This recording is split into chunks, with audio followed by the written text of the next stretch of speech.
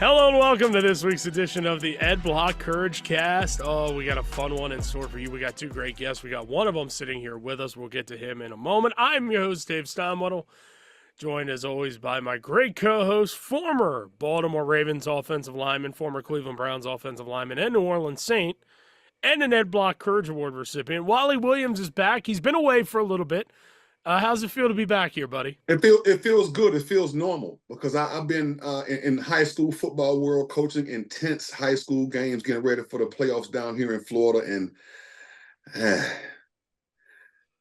it's that time of year, man. That time of year. So I'm happy to be back here. All right, doing this. All right, feeling myself. This is feeling this. I like doing this. I don't like getting kicked out of high school football games, Dave. I don't like that. No, not fun. Not fun. I have been flagged, so I know what you're talking about. Let's bring in our guest here in a moment. I have a question to start it off for him on this subject that we're talking about. And that would be former Ed Block Courage Award recipient with the New England Patriots, now a current member of the Miami Dolphin tight end, Jonnu Smith. Jonnu, how are you doing, sir? And here's my first question. Have you ever been flagged in a game? Have I ever been flagged? Oh, of course. Of course. Which one's gotten you the most upset? Yeah, from the referee, not from an act on the field, but for you saying something to a referee or a player. Oh, nah. I never got one of those. I never got one of those, man. I'm pretty poised during the game, I would say. I try to not let my emotions get the best of me during the game, man. But I haven't. I've been fortunate enough to say through my 8 years playing, I haven't had any unsportsmanlike conduct penalties or nothing like that in my career. You couldn't with Belichick anyway. Yeah. My guy ran a tight ship, man. He ran a tight ship, man. So, but yeah, I will say that the head coaches I played under, man, like that was one of the things that we always harped on, man. Like not letting your opponent win games by you being undisciplined. You know what I mean? So I had some pretty good head coaches, man, that was always big on that kind of stuff. So I guess I've been fortunate to say, I was able to dodge a couple of those bullets. Let's get into it a little bit, Johnny. You had a big game last week. You had a touchdown reception. It's been a little bit of a year in Miami. How good did it feel to get that touchdown last week? It was which one? It depends. I mean, the first one, man, was obviously a crazy story behind that one, man. So hey, get into that story. Get into the story. Get into it right now. Let's go. Let's go. All right. I was teeing it up for you to tell the story, not me introducing. Oh man, so we marching down the field, man. We had an awesome drive, by the way. Like we start off the game with the ball. We lose the coin toss, and they defer, and we go down, and we march down like how we expected we should, man. But we had I can't remember how long that drive was. It was a long drive, and it was a 4th and 1. You know what I mean? And we go for it, and we capitalize. Tua hits me back shoulder.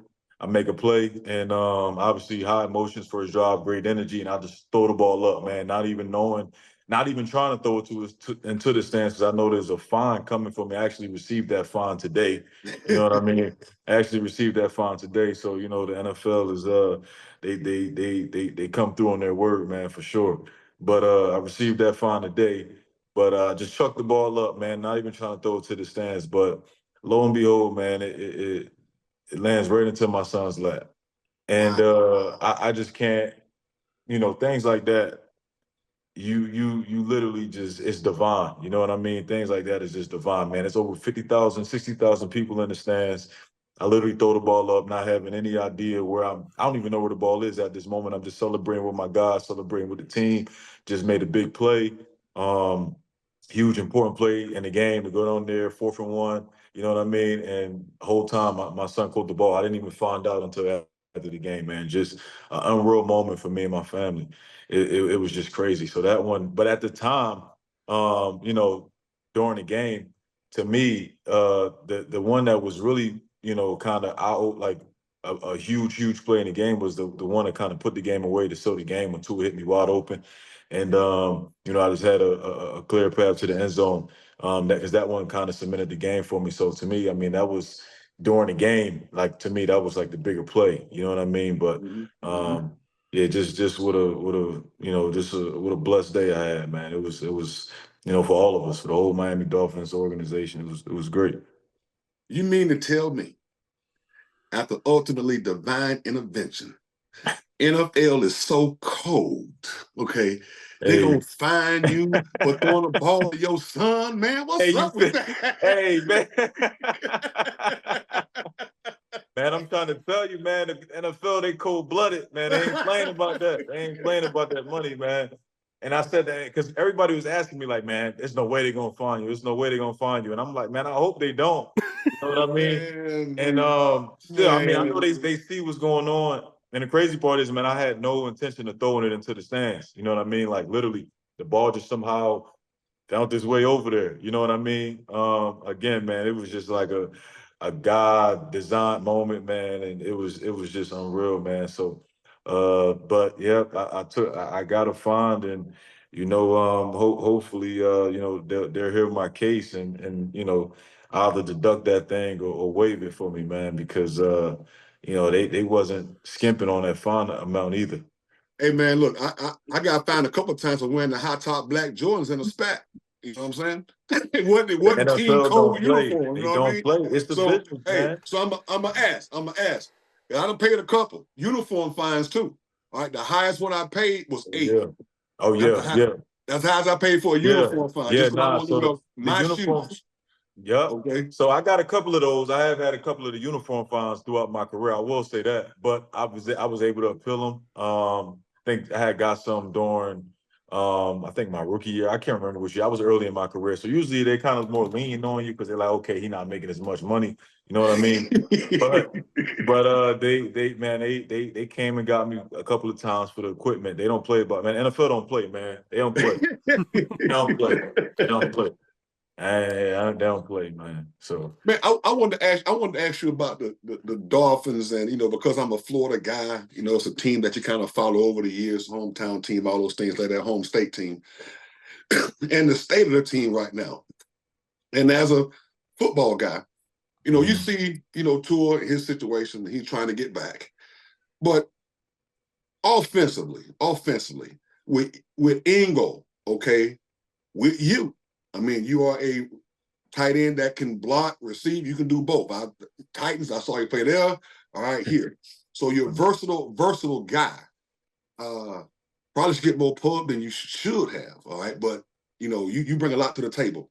Appreciate that, my guy. With Tua, okay, and I'll say with Tyreek Hill, okay, kind of not having the kind of flash, all right, you had last year, even in the running game, okay? HN, Mostert, okay, these guys can make plays, but hey, guys, game plan this.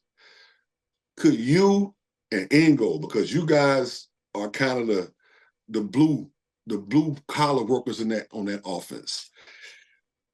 You think that can benefit you guys more and moving forward by putting you guys out there a little bit more and playing those other guys off of you guys? Man, you kind of, hitting it on the money. I mean, that's the thing, man, when you got so many guys in an offense like we have, you know what I mean? Like our offense is designed to get guys the ball in space that can make plays. You know what I mean? So we got a bunch of those guys like that you alluded to, man. You got Reek, Jalen Waddle, Devin A-Chain, Raheem Mostert, Odell Beckham. You know what I mean? The list goes on. A lot more guys. You know what I mean? And, a lot of young guys, man, that can get the ball in there. Malik Washington, you know what I mean? Jalen and we got guys, man. So we just trying to continue to everybody make plays with the ball in their hands, man. And whoever's got the hot hand, you know what I mean? It's just gonna happen that way. You know what I mean? It's like we're not trying to force the ball to anybody. We just kind of letting the game come to ourselves. And I think like organically, that's when guys just make plays, man, when they're being selfless, just putting the team first and just letting it all unfold. So, any given with this offense, man, it could be like 7 different guys this night. You know what I mean? Like that's just the kind of offense that we got. You know what I mean? So Reek and Jalen, man, they're gonna get a lot of attention. So it's gonna open up naturally for a lot of other guys, man. So we just got to continue to take advantage of those moments when we have them and make big plays. Jonnu, I have to first apologize. You were a Titans recipient in 2019, not a Patriots. I had that wrong in my notes. That's on It's me. the same difference. He was there with Vrabel, same thing. Hey, you right about that. He right about that. Okay, same thing. Yeah. What was it like? I apologize for cutting you off. What was it Okay. like to be an Ed Block Courage Award recipient? Man, that was, I mean, that's an award that's, voted on by your peers. You know what I mean? So that was an honor to me, just because, I'm coming in here with these guys every day and putting the work in, and just to be respected amongst your teammates, your brothers, as a guy who's committed himself to his craft and to his comeback. You know what I mean? I was coming off of a year of tearing my ACL, which I had already torn before in college, so it was my second time tearing it. And just young kid, just still with a lot of ability, a lot of talent, but unfortunately just kind of got hit with a serious injury. And just was fighting my way back, man. And for my guys and my brothers at the time to just, recognize that and award me that meant a lot to me. I want to touch on, you've bounced from Tennessee, you go to New England, you're traded to the Falcons, and then you sign this 2-year deal with Miami. Take me through a little bit. Do you feel like you've kind of settled your career now that you're here in Miami? I would like to say so. I would like to say so. It seemed, it seems like all the pieces are falling where they're supposed to. I would love to spend, the rest of my career here in Miami as a Dolphin. It just makes a lot of sense. And, I love representing the city of Miami. As you know, I played college football down here at FIU. And, from the year of 2010, Miami's kind of been, I'm sorry, not 2010, 2013. Miami has just been kind of my home. You know what I mean? Just because, going to school down here and, always training down here in the off season. I had my son in college, down here. So it just made a lot of sense for me to make Miami my home, man. So many brothers that I've built relationships with from college, and friends from college that I've built relationships with and connections. And who else wouldn't want to live in Miami? You know what I mean? Like, this is, my man Wally lives in Florida, so I mean, I'm not sure if he lives in Miami or not, but I'm probably being biased when I say this, but Miami to me is like, it's the best place to live at in the country. You know what I mean? Unless you like, probably thinking of Texas or something, just because of no state tax, and it's probably the cost of living is a little better over there. But because I'm a Florida boy, see, people from Miami, okay, and from Dade County, from Broward County, they move out. So that's what 100%. So they that's move funny out. that you say that. People that's from here, they be like, man, I'm ready to go. But originally, I was born and raised in Philadelphia. You know what I mean? How you got down there from Philly? So long. That's another long story, man. But to make the long story short, Philly was just out of control at the time, man. I was going into my sophomore year of high school. Just a young adolescent. It's a lot you can get into. Surrounded by a certain group of individuals. You know what I mean? A lot was going on at the time, right, in my neighborhood, and my mom just wanted a better life for me. So my aunt had lived in Ocala, Florida at the time, a small town. She had sent me down away. She had sent me away to Ocala, Florida, and I lived with my aunt, my uncle, and my cousins, man. And it was the best decision that my mom made for me. Did you go to high school in Ocala? I went to high school in Ocala my sophomore year. Yep. What high school? I went to Westport High School. Ooh. I went to, we had good players, man, but we wasn't a good team. We wasn't a good team. Yeah, we played Trinity in Ocala. Okay, yeah, Trinity. I didn't play against. They was a powerhouse too. Around the time Trinity was a powerhouse, man. They had some dogs that came out of there. But didn't get a chance to play against them. But TC was always known for being, one of the best schools coming out of Central Florida. Right. Jonnu, I want to ask, and I know we've got to let you go here soon, even though we're having a lot of fun with this conversation. What is it like being on this Dolphins team? Because there are so many Ed Block Courage Award recipients on there. We talked to Anthony Walker last week. Our good friend Alec Ingold is a contributor to the podcast. You've got Jordan Brooks. You got Teron Armstead. I mean, the list goes on and on. What is that locker room like with all these guys in there? Man, it's funny that you say that because you there's just naming those names that you said, just those list of guys, man. Like if I was playing Madden with my son or you know what I mean, with somebody, and I was like, man, I'm gonna put me together a fantasy team. It's probably gonna be the Miami Dolphins. You know what I'm saying? It's funny that you say that because there's so many guys. You know what I mean? You start from the list down, and you go Tua Tagovailoa, one of the best quarterbacks in the league. You go, Devin A. Chain, Raheem Mostert, two of the fastest top running backs in the league. You go Jalen Waddle, Tyreek Hill, two of the best wide receivers in the league. Odell Beckham, one of the best wide receivers to play in the last couple of years. And, Jalen Ramsey, one of the best corners in the league. Teron Armstead, one of the best tackles in the league. Jordan Poyer, one of the best. You know what I mean? It's just one of the best at every position, man. So you got guys all over, and you come in this locker room, and you like, man, you look at this roster. I ain't even mentioned Calais Campbell, who's going to go get a gold jacket here coming up here soon. What year is this, 15 for him? This is 17 for Calais. 17? 17 wow. or 18. 17 or 18. Wow. Yeah, 17 or 18.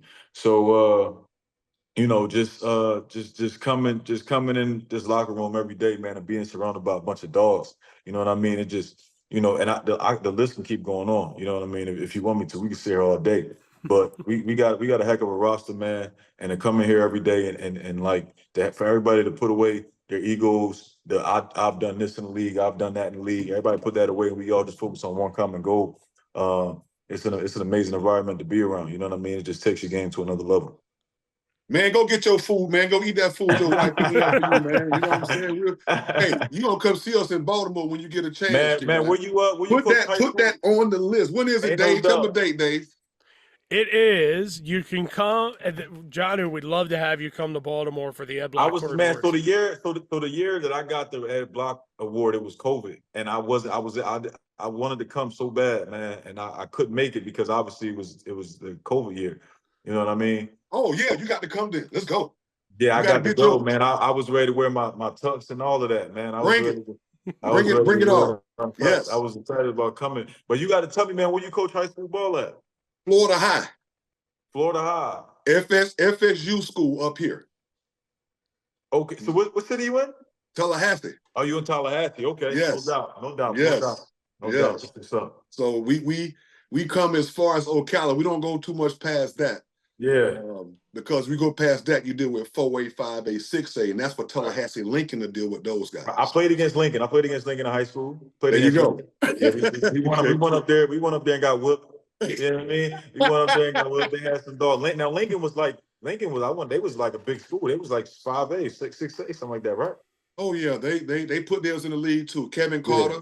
They had some dogs at the time. They had a lot of kids ranked in the ESPN top. What was that at the time? 150 at the time, or whatever it was. They had a lot of kids ranked at that time, man, around that time. So I remember those guys, man. It was, you know what I mean. We went up there. We got whooped, man. But it was it was a long drive back to Ocala. I say that, man. By the way, Jonnu, it is March 7th through the 9th this year that the Ed Block Courage Awards are happening in Baltimore. That's my son's birthday, man. That's crazy. So March 7th through the 9th. I gotta find a way to get up there, man. I definitely gotta. Hey, we'll promise this. It's your son's birthday weekend. You ain't gotta pay for the party. The party already paid for right there. Food, everything. You kill two birds with one stone. Two birds with one stone. The birthday party, the wife on a date, tuxedo, everything, easy. all in 2 days. Easy. So he's been around the block. He knows. I'm telling you. Oh yeah. And then the best part is, before we let you go, then you get to come back and do the podcast again with us and have as much fun. And I'm with it. Y'all making my life easier. You know what I mean? Why not? Come on, man. Come on up there and hang out. It's a good time. All right. Jonnu Smith, the Miami Dolphins play the Patriots this weekend. Jonnu, we wish you a lot of success the rest of the way, and good luck to Miami. Unless they play the Ravens. I can't root for Miami when they play the Ravens. It's okay. I tell Alec the same thing, so don't worry. No doubt, man. I appreciate y'all having me.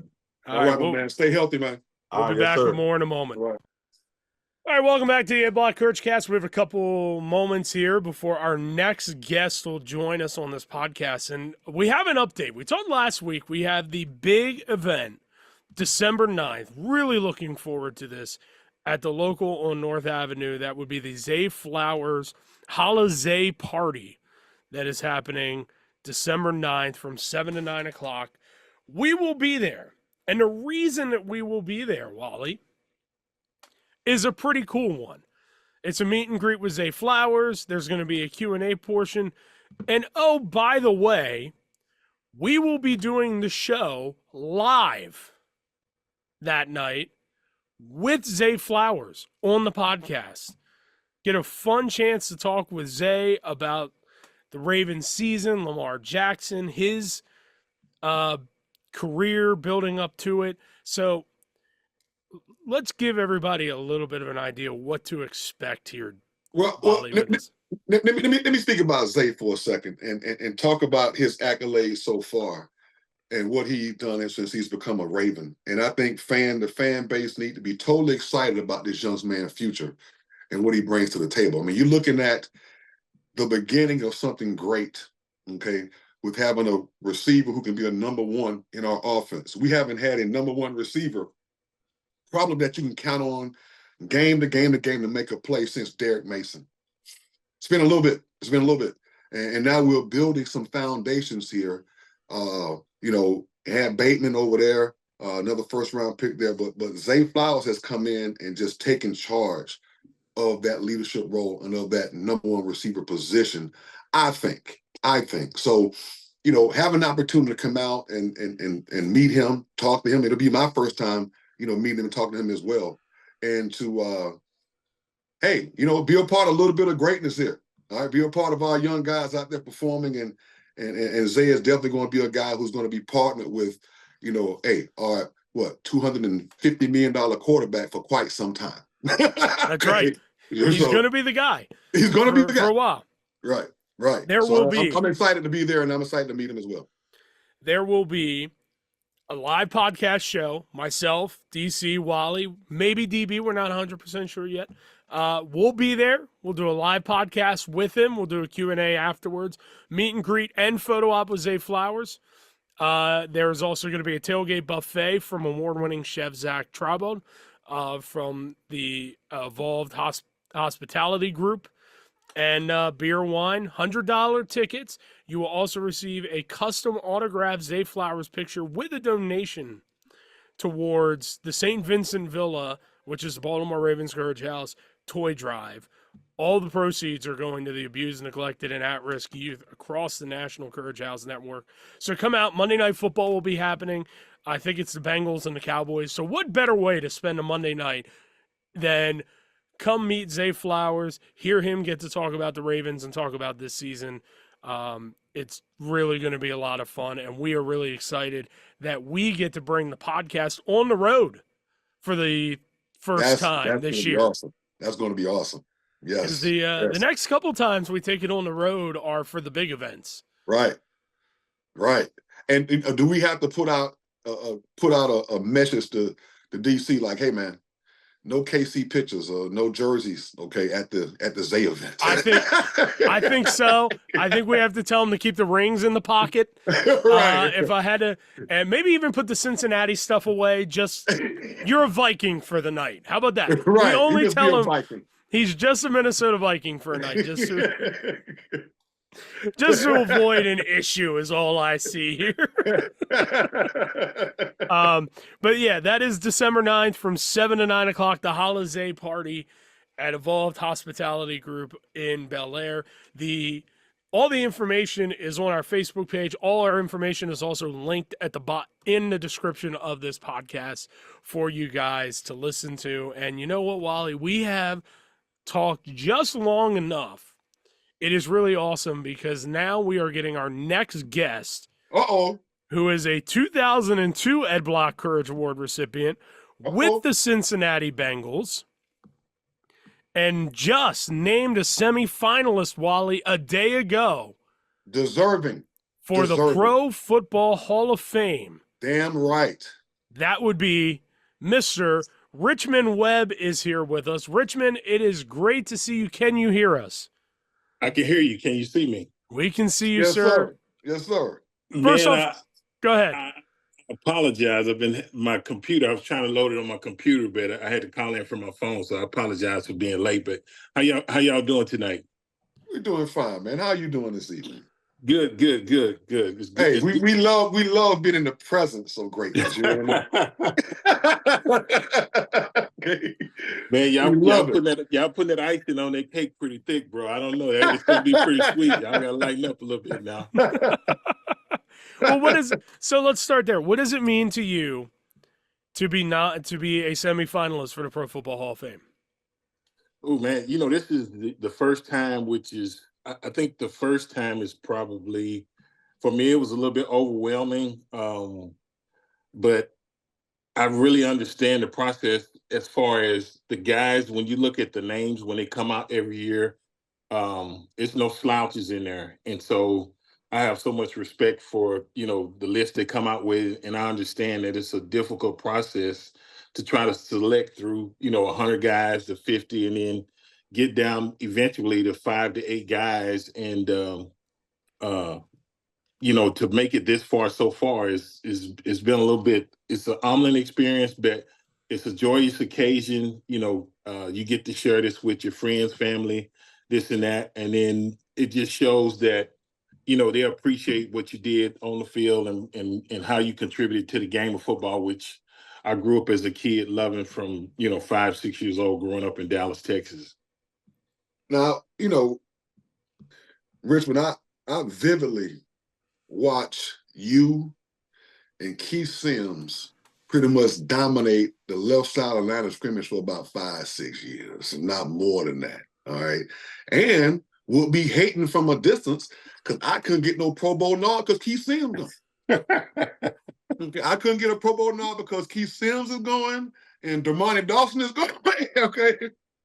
All those things like that. So to come out of A&M, all right, and to set foot right there and just take charge. I mean, was that the game plan coming into the whole story when you walked into Miami? I think that was Coach Shula's vision. The funny thing about the draft is, I went first, and at first I was projected to go to San Diego. That's what was projected, but they took Junior Seau, the 5th pick. And when I first met Keith, he was like, you screwed everything up because you were supposed to go to San Diego, and I was going to be the Dolphins' first round pick. So I was like, hey, bro, I'm sorry, but keep running. Yeah. And so, to get to Miami, and then, I was first round pick, he was second round pick. They were so excited. And man, we had a great line coach, John Sandusky, that really prepped us because Keith went to Iowa State. They ran the option, heavy run team. Texas A&M back then was the exact same way. So we had to go from being run dominant offense to, Marino had been throwing the ball before we got there. So we were brought there to, protect him, and not only him, but his blind side. And it was almost unheard of to put 2 rookies on the blind side of a quarterback, and not just any quarterback. A Hall of Fame quarterback. He was on his way. Okay. You know what I'm saying? We got there, and then, the thing that happened was the 2 guys that were starting the previous year before us, they were holding out for contract, negotiations, trying to get the money. Right. So we went through training camp. They didn't sign until like right before the season started. So we had 4 preseason games, and me being a rookie, just young and dumb, we played the first game, and we started to see the starters come out like after a quarter and a half. We thought we were going to come out the game because we were starting the game, and they was like, I think we came out for 1 series the first game, and they said, hey, no, you get some water, y'all going back in. But we played the whole preseason, and we didn't understand at the time, but they were basically preparing us to get ready for the regular season. And so we got a ton of reps. We got a ton of reps because, back then we went 2-a-days. So, now they barely hit, I think it's maybe 11 padded practices now where, we got that done in a week, back in the day, but it really speeded up, the time, the game slowing down for us and getting us prepared, and just going through. I can remember my preseason game. First game was Richard Dent. Nice. My second game was Chris Dolman. My third game was Simon Fletcher and Carl Mecklenburg from Denver. Mm-hmm. And my fourth game, I believe, I might have the order, but the last one was Clyde Simmons, and that's when they had Jerome Brown. Reggie, thank goodness, was on the opposite On side. the other side, right. Pitts, and it was just a nightmare. So that was our welcoming. And when you work guys of that caliber, two of the guys I played, they're in the Hall of Fame. So that's what got you ready. And you was like, man, it's a different level, because I could tell it was a huge drop off when, those guys got at the game. They brought in some of the younger guys that were trying to make the team and stuff. I was like, yeah, it didn't take long to notice the distinction and the level of talent that was there. So it helped us tremendously. Richmond, how long into your rookie year before you were like, hey, I can play with these guys? Because you just rattled off the list of great pass rushers that you had to start your career with. When were you finally like, all right, I can do this? I think we could. I probably say by the time we went through the preseason,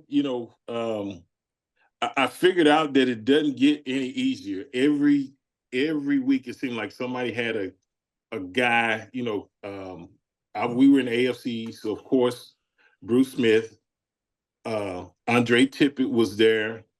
And this is twice a year. Twice a year. Dwayne Bickett was there. Conference. In Indianapolis. They were in the Jets had what's my man name from Virginia? Lagerman.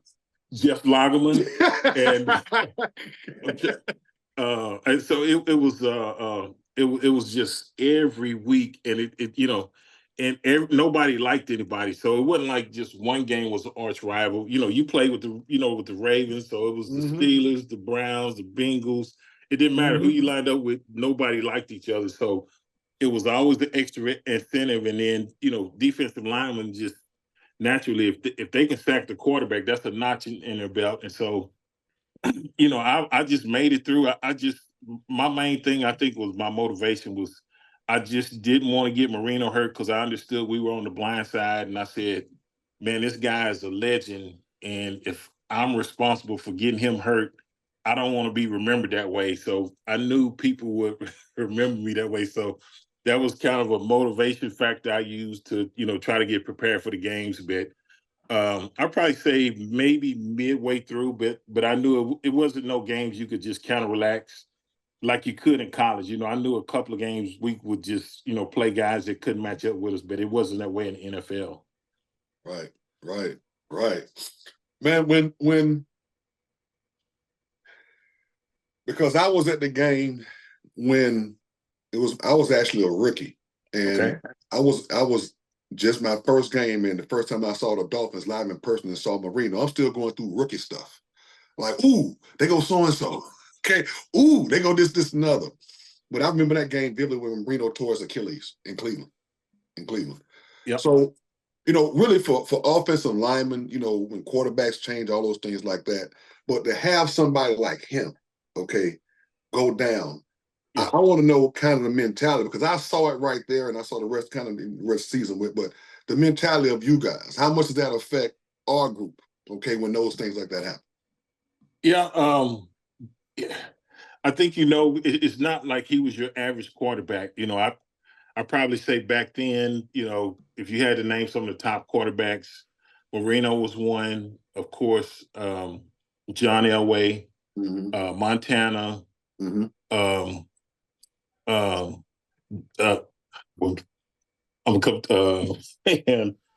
Jim Kelly. Correct. These are just Randall Cunningham, but it was certain guys that were in that class that was in an elite level. Correct. And so you knew that going on, and even when we played teams like that, it was like a battle going on between them, because you could see them raise their level of play when they're playing against Kelly and Marino, we used to have some shootouts.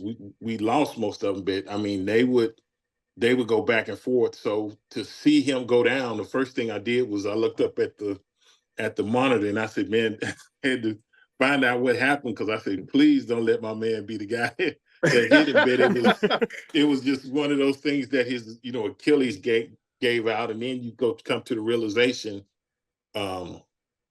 that he's going to be out. We knew it was serious because when the cart comes out, I think everybody knows that's not like most of the time. 2 or 3 weeks you're out and then you bounce back. So we're in the huddle, and Scott Mitchell, he was I think 4th round pick. He came in with us. Scott Mitchell. You remember Scott Mitchell? So that was my man. So he came in. He's like, guys, don't worry about guys. Everything's gonna be fine. I'm like, man, that's Dan Marino. I'm like, no knock on you, which is, it was a man, but it's not gonna be fine. Yeah, it's like, but he came in and played extremely well.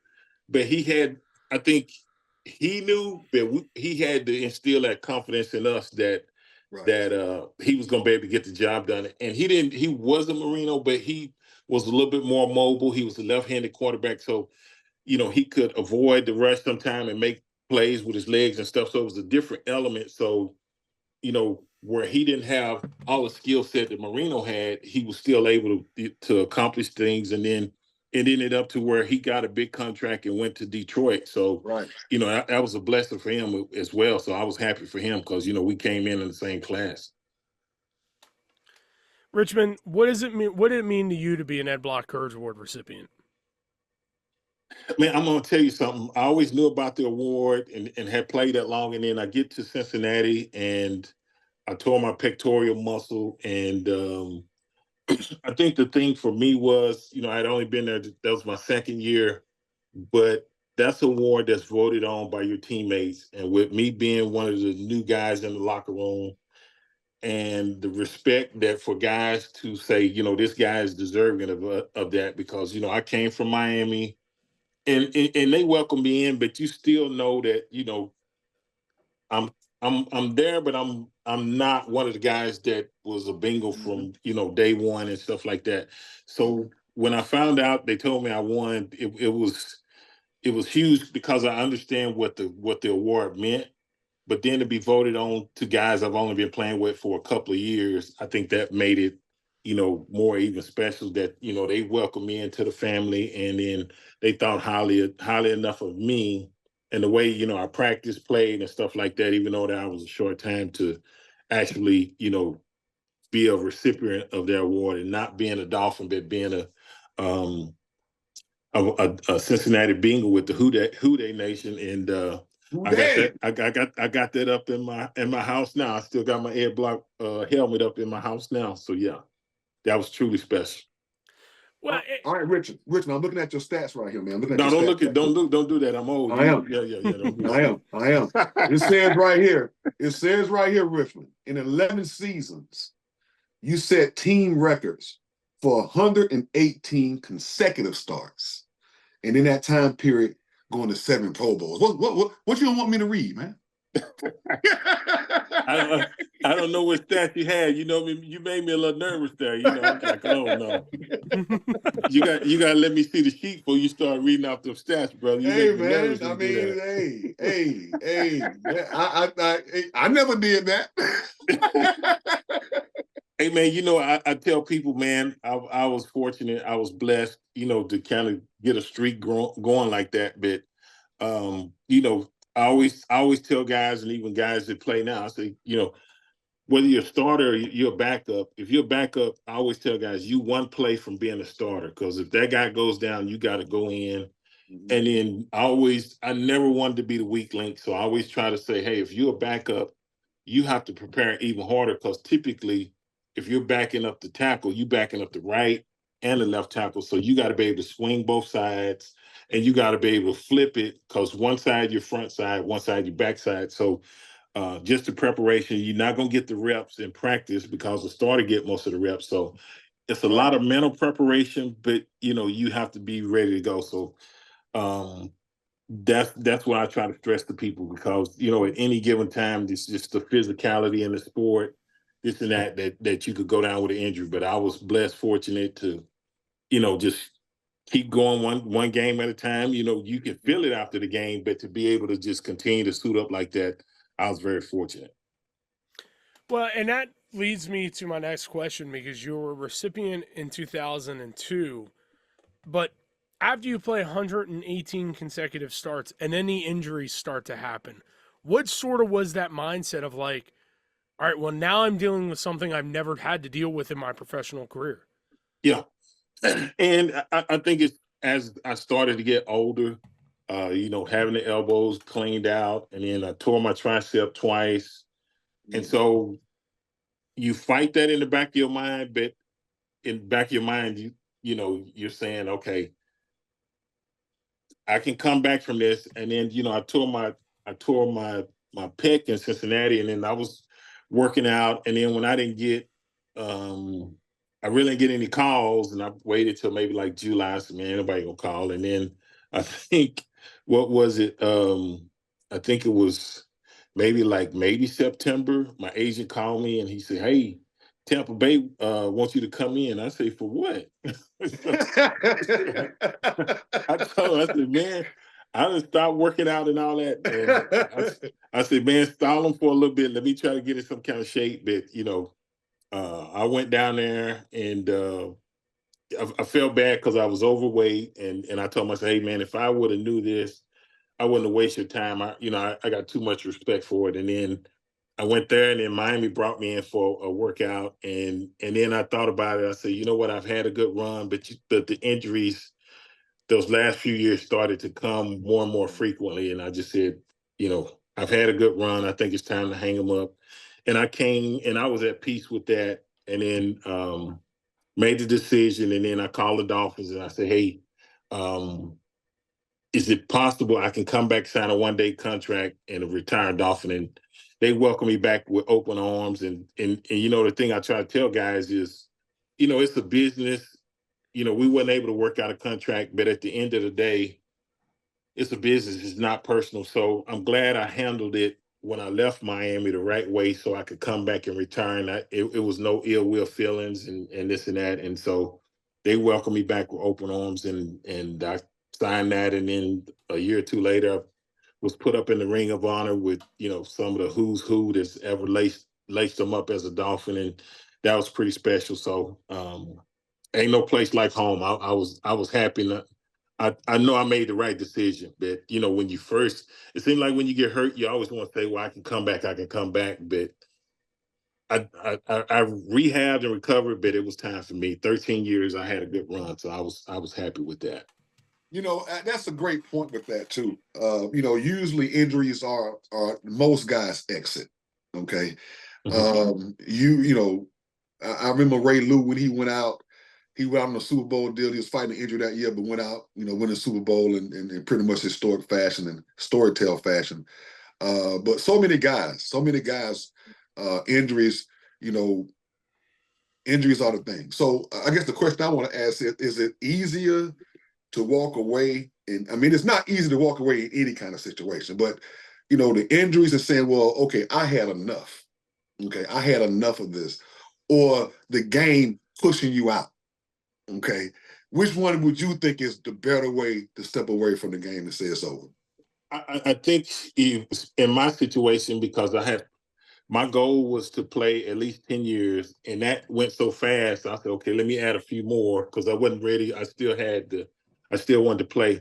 But right. I think when you can do it on your terms, and even though you get injured, it's different. But I think when it happens and you're not ready, I think that's when it's tough for guys to deal with, because now you go from being on the field, the lights, this and that, into now, I ain't gonna say you're a regular Joe Blow, but you're not gonna get that high that you get on Sundays, as far as the, kickoff and, the flowers from the Jets, or, the crowd noise or whatever. It's just, I think guys miss that. The biggest thing I really think I missed was the camaraderie in the locker room, just going to work every day, being around those guys, and then you're not around them. So it is a detox that I think everybody goes through if you play, but I think it's when, and I played with some guys to where, They play. Especially if you're a high round pick.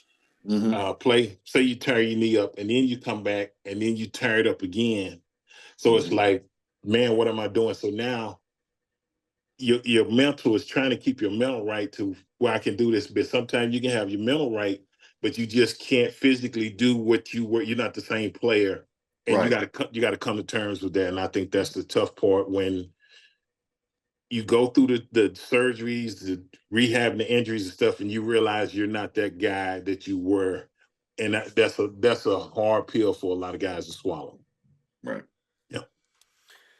So Richmond, if we are all rooting for you, if you get into the Pro Football Hall of Fame, what would that mean to you? You know, to me, I've always been a team player. It's the highest honor, probably. You know, they'll say you can achieve as an individual player, but for me, man, I've had so much help. You know, playing with guys like Keith Sims, playing with Marino, playing with Duper Clayton, playing with guys like Willie Anderson, Takeo Spikes, Corey Dillon, those type of guys, Lorenzo Neal.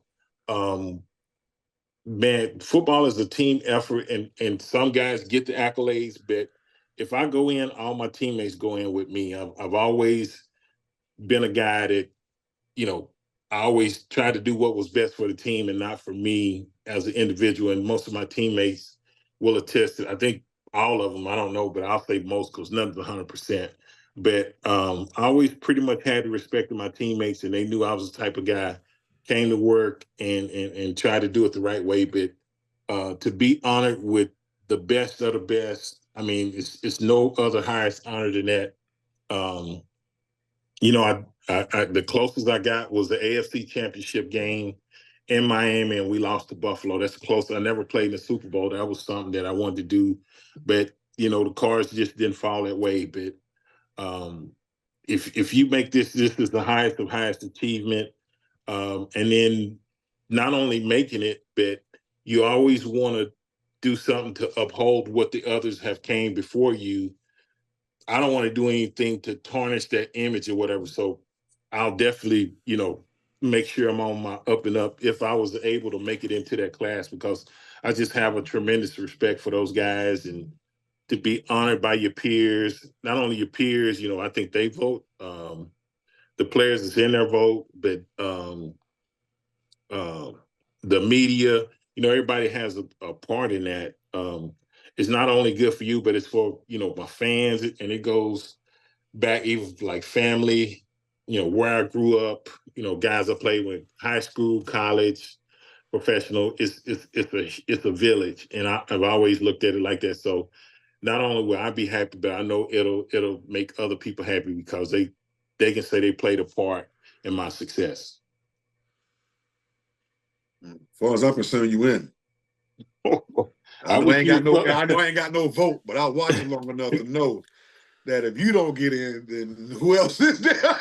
It's a tough process. I mean, I appreciate it, and like I said, you know, the first time to make the semifinal, at least they're paying attention, or at least they're going back and say, okay, this guy was pretty good to start advancing. I think that's when you have a legitimate shot. So, and you can talk about the guys who you were competing against during that time that you were going over. Bruce Armstrong, was House Ballard still in the league? Big House. We played in the Pro. Those guys I played in the Pro Bowl. Kent Hull.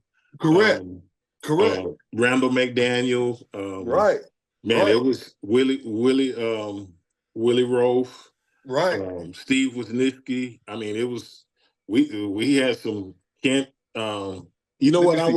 I was at the Lombardi Award winner and I saw John Alt, right? And so I saw his son. I said, man, that dude, I said, it's gotta be his son, because he looked just like him. And I hadn't seen John Alt, man, probably, we played in Pro Bowl. It was early. It's probably been 30 years I have not seen that man. So to be able to go up and see one of the guys, you know, you play, it was good. So I told him congratulations. I was happy for his son and this and that. And so it was good to see him. But you know, you never miss that. You know, matter of fact, I was at that was in February. I was up. I had to go to up in Canton, so I took my wife to the Hall of Fame. She never had been through there. She's a big Steeler fan, so they had the she had the, no disrespect. I know you got the Ravens. I understand that. But, so we walking through there, right? And the funny thing was, guy comes off the elevator is Damani Dawson, and I hadn't seen him, and he was up there for something, and I got to see him, and that's one of my brothers, and it just that's that's the camaraderie that you can't put a price on that. Running the guys and this and that. And so it's things like that put a smile on my face now. That's what I miss too. All right, well, Richmond, this has been a very fun conversation. We are wishing you and rooting for you to be a Pro Football Hall of Famer, because it's great to add another Ed Block Courage Award recipient to that. Thank you for taking some time with us today. Hey, thanks for having me on the show, and it's been my pleasure, my honor, and y'all made me look good. I mean, the questions y'all asked, y'all set me up like y'all was Pippen and Jordan, and I was Rodman. But I don't mind grabbing the rebounds, but I appreciate that. We take a lot of pride in trying to put our guests in the best spot. So we're very appreciative that you enjoyed your time with us. And hey, we'd love to have you back on again. You got my contact information. I'll do it. I sure appreciate you guys. All right. That is going to do it for this Ed Block CourageCast. Next week, Wally and us, we're back. We're going to preview the Thanksgiving slate of games. It may actually be a little better than you think. I know. I don't know. One game is going to suck. I know that. Hey, we're going to try to sell it, and we're going to try to sell a great weekend of football. We'll sell it. So, for Richmond Webb, for Jonnu Smith, for Wally Williams, DC and DB, who are all this week, I'm Dave Steinwedel. This has been the Ed Block CourageCast.